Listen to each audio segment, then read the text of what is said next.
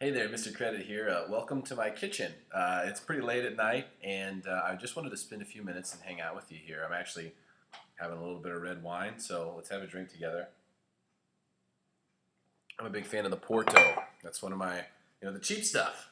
That's how we do it here in Mr. Credit Land. We're a poor radio show host, so that's all we get.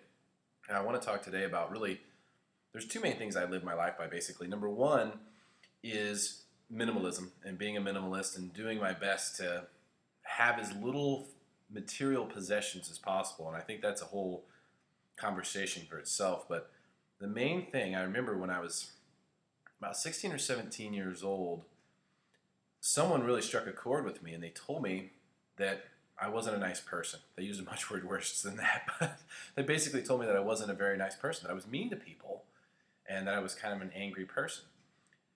I hadn't thought about myself that way. I really thought that I was pretty cool, but apparently in the eyes of others, I wasn't.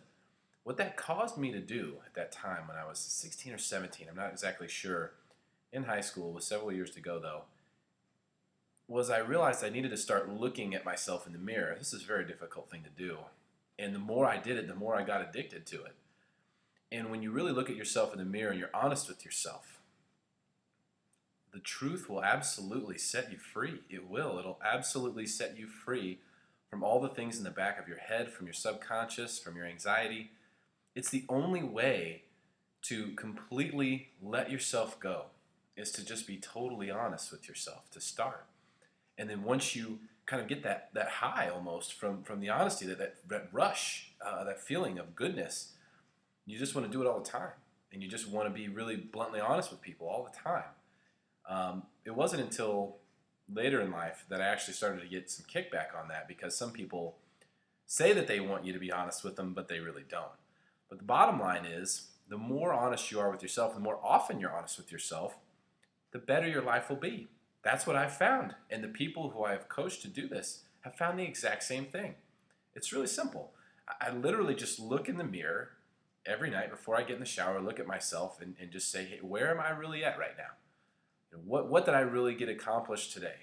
What am I trying to do? Have I done something really good? Can I be happy about what I've done to this day if I don't wake up tomorrow? And if you are really, really honest with yourself, brutally honest with yourself, it's very motivating. It creates an incredible amount of clarity, and it feels good and it feels right. The truth will set you free, but you are in charge of that. You're in charge of it because the government and all these different big corporations, everyone's trying to lie to you every day. And the only way that you can bring the truth in your life is if you make a conscious effort to do it yourself, and you have to do it every single day.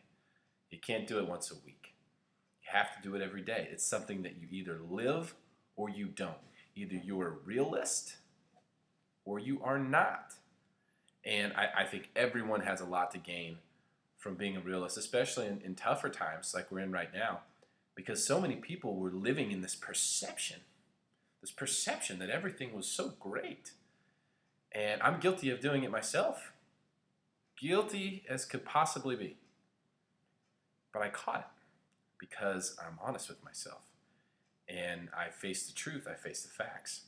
Not everyone's willing to do that. And you're not going to be able to convince everyone to do it, but the important thing is that you can do it.